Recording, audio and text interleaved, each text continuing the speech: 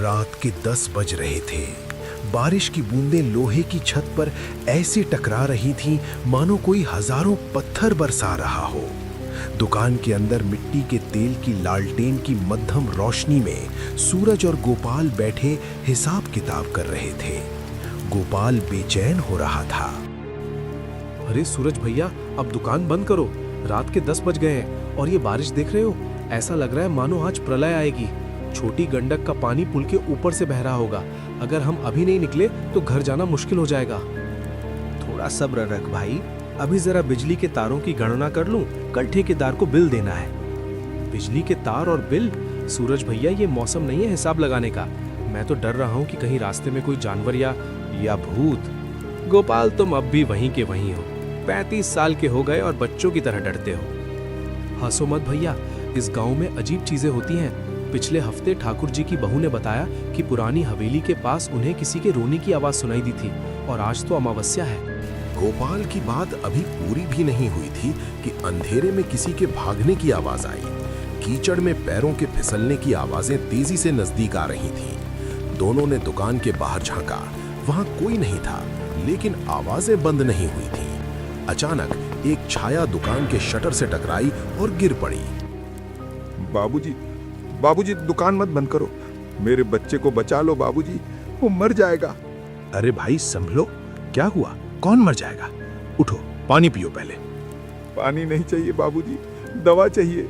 मेरी बिटिया पिंकी, उसे बहुत तेज बुखार है, उसका शरीर आग की तरह तप रहा है, वो सांस नहीं ले पा रही। अगर उसे अभी दवा नहीं मिली तो मैं लुट जाऊंगा बाबूजी, मेरा वंश खत्म हो जाएगा। ये काका, इतनी रात को, और तुम हो कौन? मैंने तुम्हें पहले कभी इस गांव में नहीं देखा। और सरकारी अस्पताल क्यों नहीं ले गए? अस्पताल बहुत दूर है भैया, पर बीच में नदी उफान पर है, वो रास्ता नहीं बचा। वैद्य जी ने कहा था कि सिर्फ शहर वाली नीली शीशी वाली दवा ही उसे बचा सकती है। लोगों ने कहा सूरज बाबू की दुकान पर सब मिलता है। बाबूजी, मेरे पास ज्यादा पैसे नहीं है, लेकिन मैं आपकी जिंदगी भर गुलामी करूंगा, बस एक शीशी दे दो। सूरज ने उस आदमी की आंखों में देखा। वहां झूठ नहीं थी, बल्कि एक पिता की लाचारी थी। सूरज को अपने पिता की याद आ गई। वही करो पुकार, वही बेबसी। गोपाल ने सूरज का हाथ पकड़ा। सूरज भैया, इस पर भरोसा मत करो। देखो, इसके पैरों में चप्पल तक नहीं है और ये कैसी धोती है, 100 साल पुरानी लगती है। शक्ल भी अजीब है। पक्का ये कोई बहरूपिया है या चोर। इस तूफान में कोई इतनी दूर से नहीं आ सकता। गोपाल, ताला खोलो। क्या पागल हो गए हो क्या भैया? इतनी रात को हम स्टॉक में से वो दवा कैसे ढूंढेंगे? और ये आदमी, मुझे ठीक नहीं लग रहा। ताला खोलो गोपाल, अगर आज दवा के बिना इसका बच्चा मर गया तो मैं खुद को माफ नहीं कर पाऊंगा। नियम इंसान के लिए होते हैं, इंसानियत के लिए नहीं। गोपाल ने बेमन से ताला खोला। सूरज ने अंदर जाकर लालटेन उठाई और दवाइयों के रैक को छानना शुरू किया। 10 मिनट की खोज के बाद उसे वो नीली शीशी मिल गई। उसने साथ में सिरिंज और कुछ गोलियां भी निकाल ली। ये लो काका, इसे अभी आधी पिला देना और बाकी सुबह। और ये गोलियां भी रख लो। लाल शीशी वाली दवा 2 बूंद हर 3 घंटे में पिलाना, समझे? भगवान तुम्हारा भला करे बाबूजी, तुम इंसान नहीं देवता हो। मेरे पास देने को पैसे नहीं हैं, बस ये है। उस आदमी ने अपनी कमर में बंधी पोटली से एक पुराना मिट्टी से सना हुआ सिक्का निकाला और सूरज के हाथ पर रख दिया। सिक्का बहुत भारी और पुराना लग रहा था। उस पर महारानी विक्टोरिया की तस्वीर और 1905 छपा था। पिंकी ठीक हो जाएगी तो मैं दोबारा आऊंगा शुक्रिया कहने। बस एक बात याद रखना बाबूजी, वो पुरानी हवेली के पीछे जो बरगद है उसके नीचे मेरा घर है। अगर कभी उधर आना हो तो सेवा का मौका जरूर देना। पुरानी हवेली? अरे वहां तो कोई नहीं रहता, वहां तो जंगल है और उसके पीछे तो। लेकिन गोपाल की बात पूरी होने से पहले ही वो आदमी दवा की शीशी सीने से लगाकर अंधेरे में दौड़ पड़ा। बारिश की तेज बौछार में वो पलक झपकते ही ओझल हो गया। सूरज भैया, उसने कहा था ना, पुरानी हवेली के पीछे। पुरानी हवेली के पीछे तो शमशान है भाई, वहां कोई नहीं रहता। वो आदमी पागल नहीं था। वो चुप रहो गोपाल, ये सिर्फ एक गरीब आदमी है जो अपनी बेटी के लिए दवा ले गया। कल सुबह मैं खुद जाकर देखूंगा कि पिंकी ठीक है या नहीं।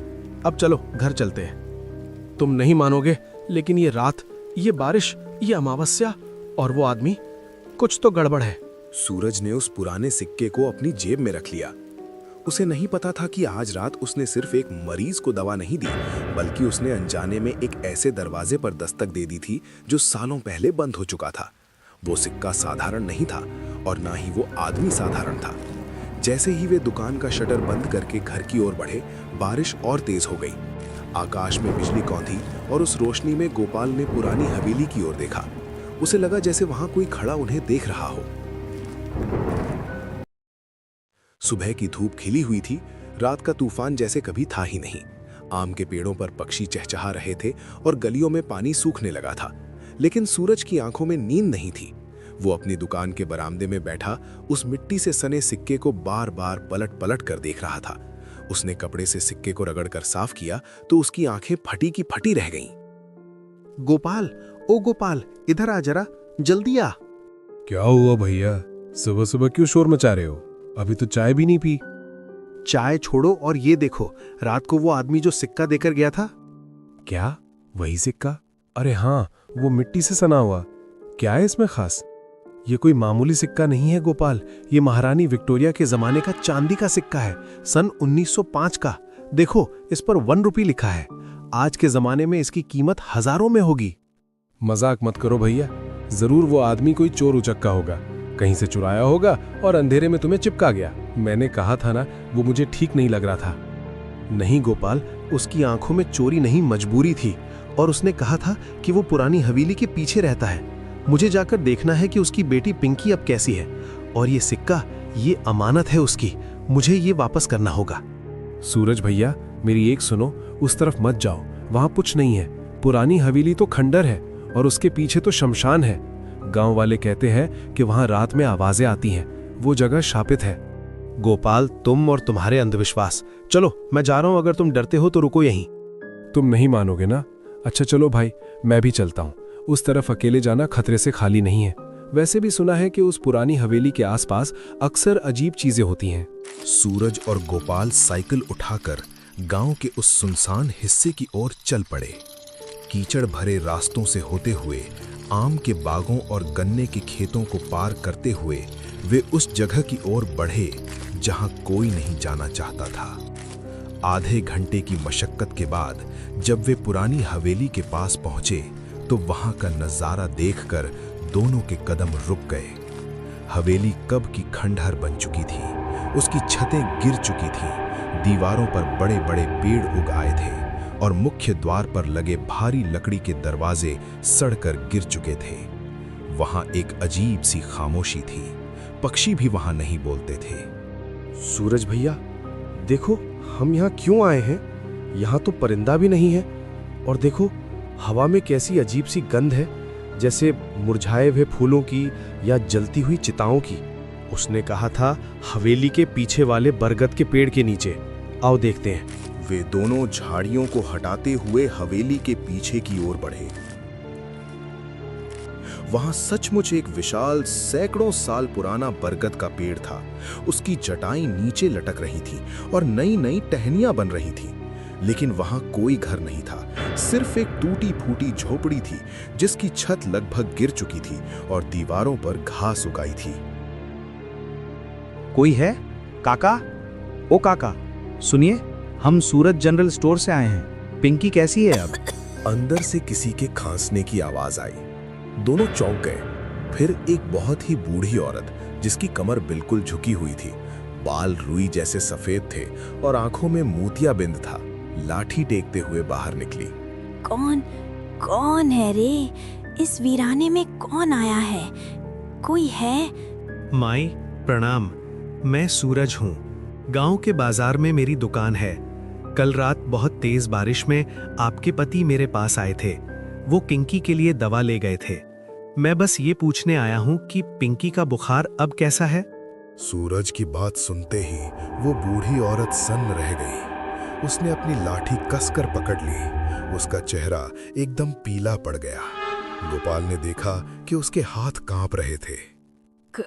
क्या कहा बेटा? मेरे पति? तुम जरूर कोई सपना देख रहे हो।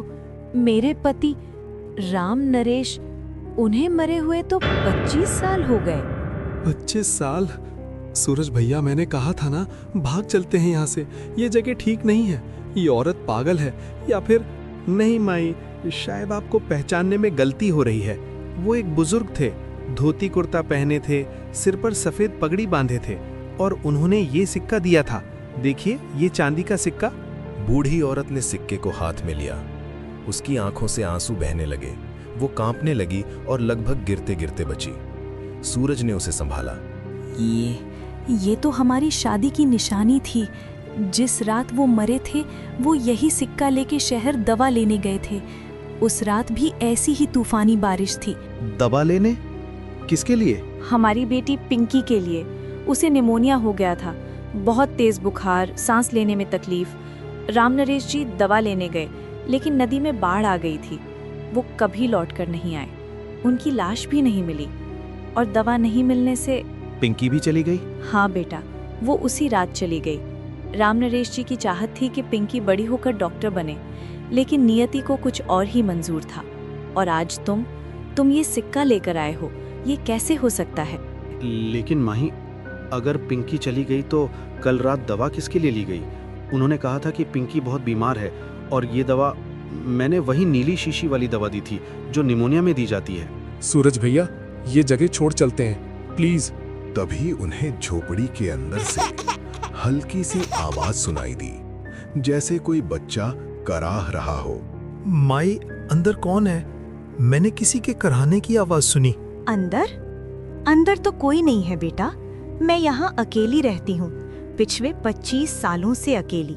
लेकिन वहां जमीन पर देखो, पैरों के निशान। सभी ने जमीन की ओर देखा।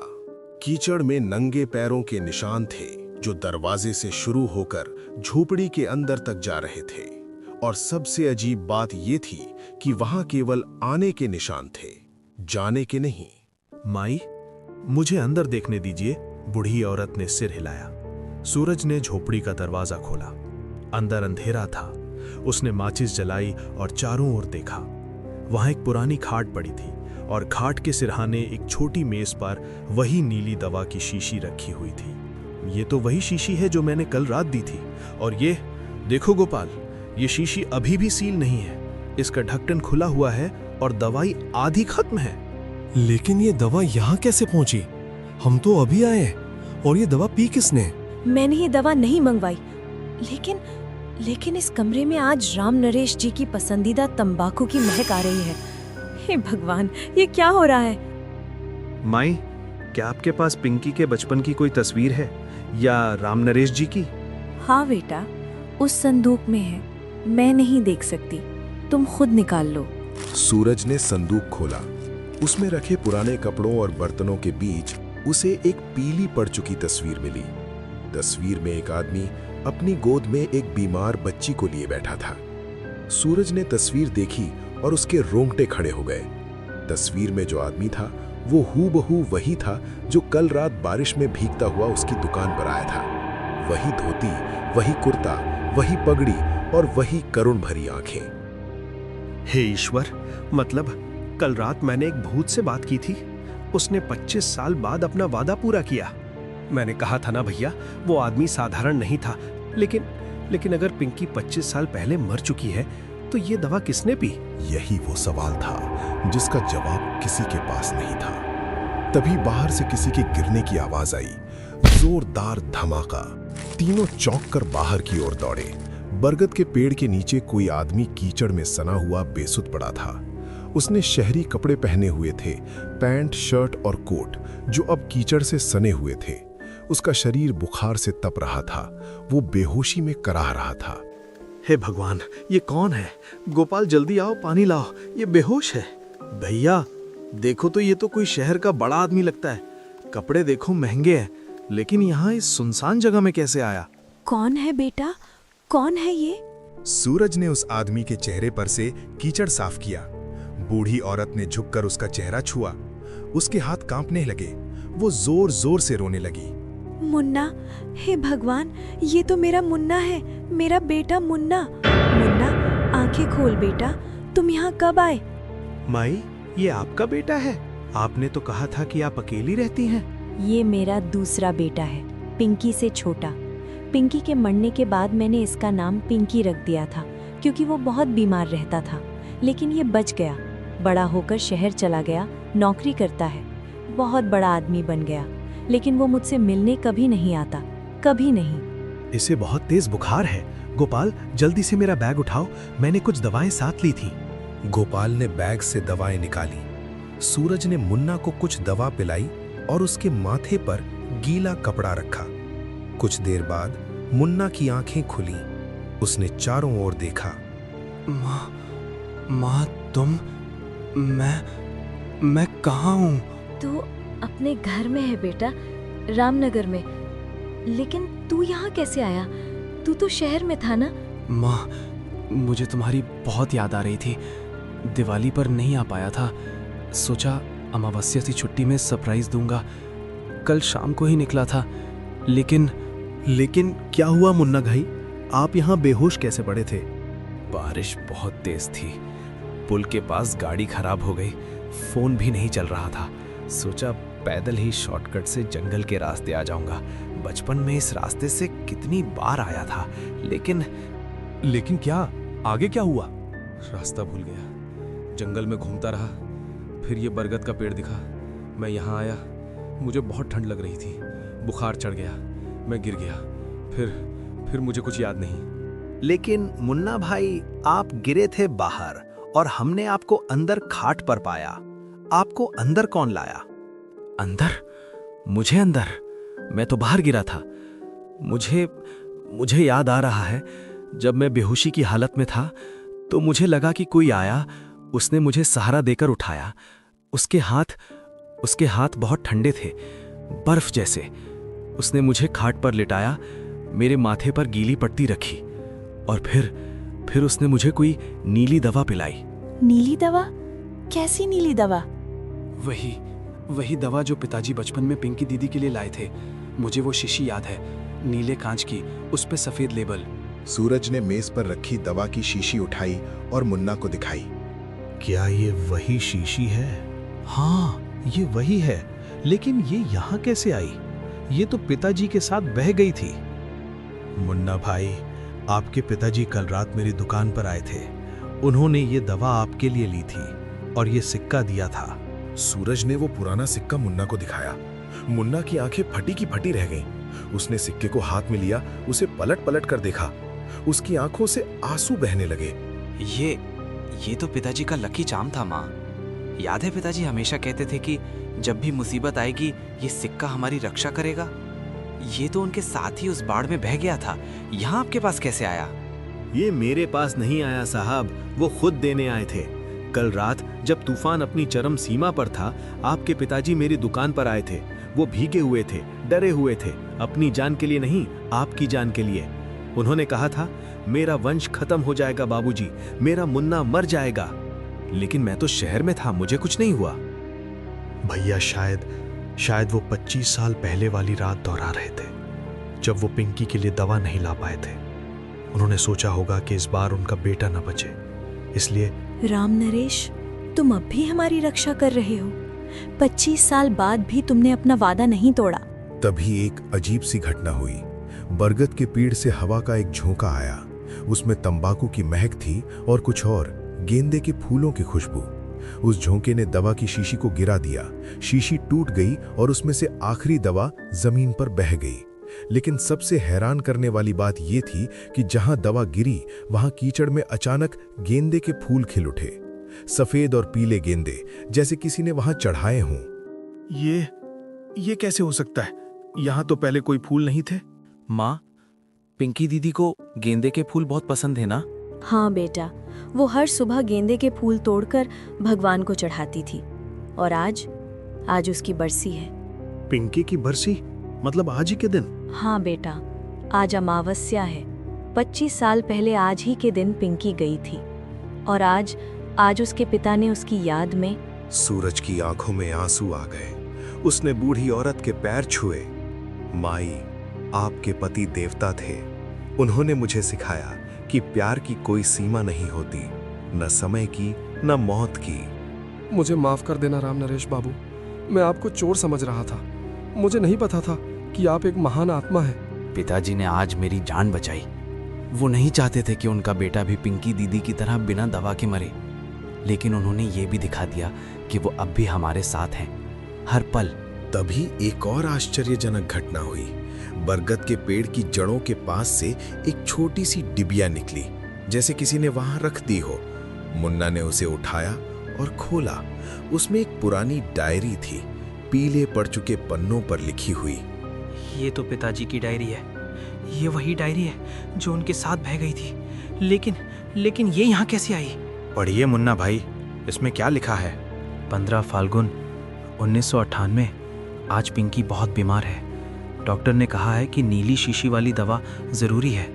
बारिश हो रही है, लेकिन मुझे जाना ही होगा। मेरी बेटी नहीं मर सकती।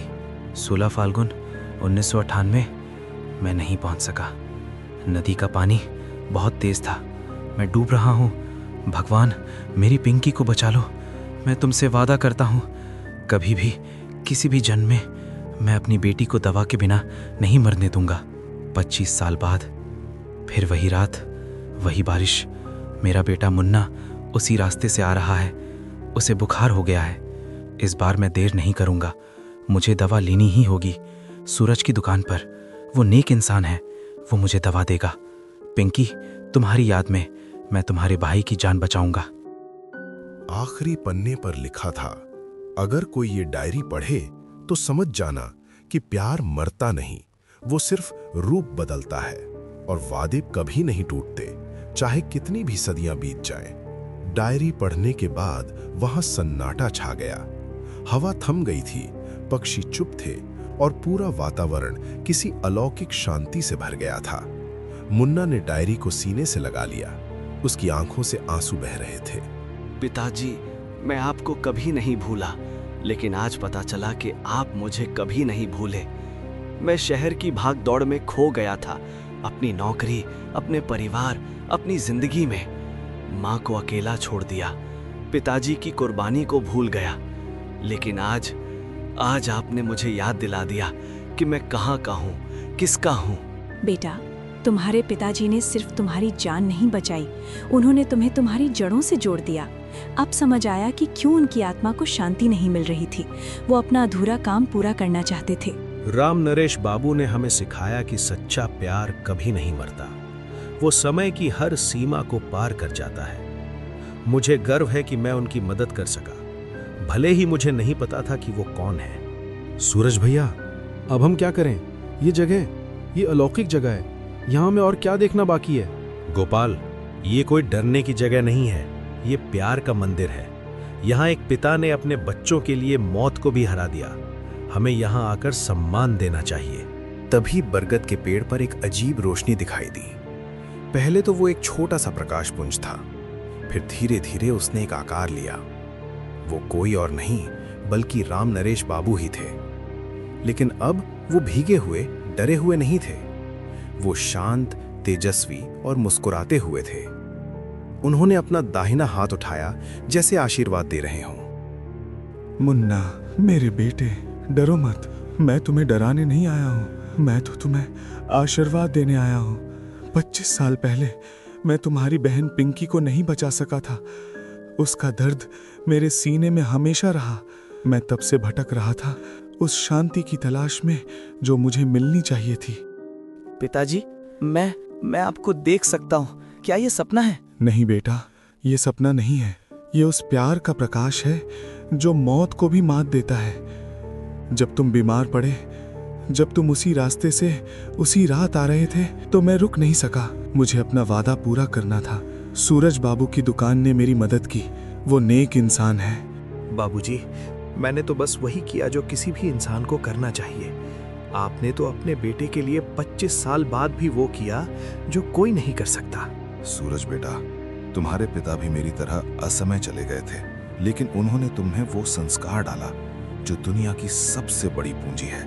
तुम हर उस व्यक्ति की मदद करते हो जो तुम्हारे दरवाजे पर आता है। यही सबसे बड़ा धर्म है। राम नरेश की आत्मा ने बूढ़ी औरत की ओर देखा। उनकी आंखों में अपार प्रेम था। मीरा, तुमने 25 साल अकेले बिताए, मुझे मालूम है, लेकिन मैं हर पल तुम्हारे साथ था। जब तुम सुबह उठकर मेरी तस्वीर के सामने दिया जलाती थी, मैं वहां था। जब तुम बारिश की रातों में अकेली रोती थी, मैं तुम्हारे पास बैठा रोता था। लेकिन मैं तुम्हें छू नहीं सकता था, बता नहीं सकता था। आज इस पवित्र रात मुझे वो अवसर मिला। राम नरेश, तुमने मुझे कभी अकेला नहीं छोड़ा। मैं जानती थी कि तुम कहीं न कहीं हो। इसी विश्वास पर मैंने 25 साल बिताए। आज मेरा मुन्ना भी आ गया, मेरा परिवार पूरा हो गया। पिताजी, मुझे माफ कर दीजिए।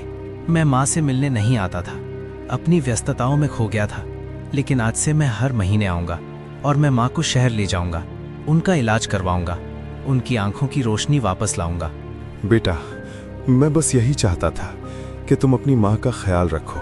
वो बूढ़ी हो गई है, उसे तुम्हारी जरूरत है। और हाँ, इस बरगद के पेड़ को मत कटने देना। ये हमारे परिवार का प्रतीक है। इसकी जड़ों में मेरा प्यार बसता है। राम नरेश की आत्मा धीरे धीरे प्रकाश में विलीन होने लगी, लेकिन जाने से पहले उन्होंने सूरज की ओर देखा।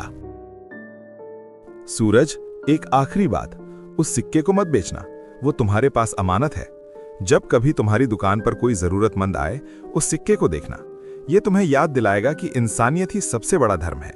ये कहकर राम नरेश की आत्मा प्रकाश में समा गई। उनके जाने के बाद भी वो रोशनी कुछ देर तक बरगद के पेड़ के आसपास बनी रही। फिर धीरे धीरे वो भी विलीन हो गई। लेकिन अब वहां अंधेरा नहीं था। जुगनुओं ने पूरे पेड़ को घेर लिया था, जैसे उनकी रोशनी से राम नरेश बाबू की आत्मा को श्रद्धांजलि दे रहे हों। उस रात के बाद से रामनगर में बहुत कुछ बदल गया। सुबह हुई तो पूरा गांव धूप से नहाया हुआ था। पक्षी गा रहे थे, खेतों में फसलें लहलहा रही थी, मानो प्रकृति भी राहत की सांस ले रही हो। लेकिन सबसे बड़ा बदलाव उन लोगों के दिलों में आया था जिन्होंने वो अलौकिक घटना देखी थी। अगले दिन मुन्ना ने अपनी मां को शहर ले जाने का फैसला किया, लेकिन जाने से पहले वो सूरज की दुकान पर आया।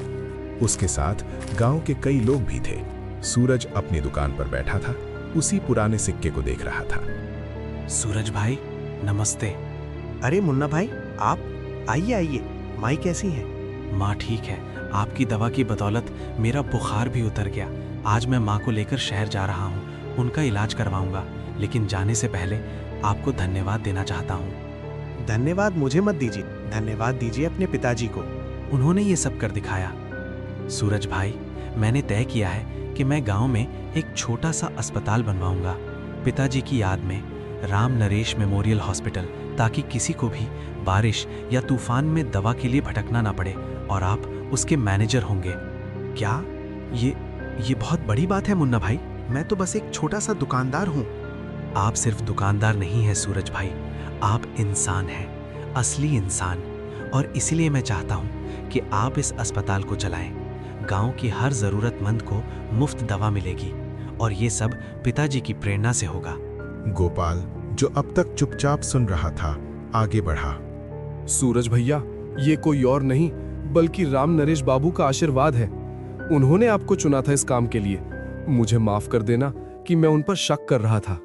कोई बात नहीं गोपाल, डर इंसानी फितरत है, लेकिन जो सीखा है उसे कभी मत भूलना। मुन्ना ने अपनी जेब से एक चेक निकाला और सूरज को दिया। सूरज भाई, ये अस्पताल के लिए पहली किश्त है, बाकी का इंतजाम मैं करूंगा। बस आप इसे सच्ची लगन से चलाना। ये तो बहुत बड़ी रकम है मुन्ना भाई। मैं कोई महतू नहीं, आपने मेरे पिताजी की आत्मा को शांति दी, ये उसी का प्रतिफल है। और हाँ, वो सिक्का वो आपके पास ही रहे।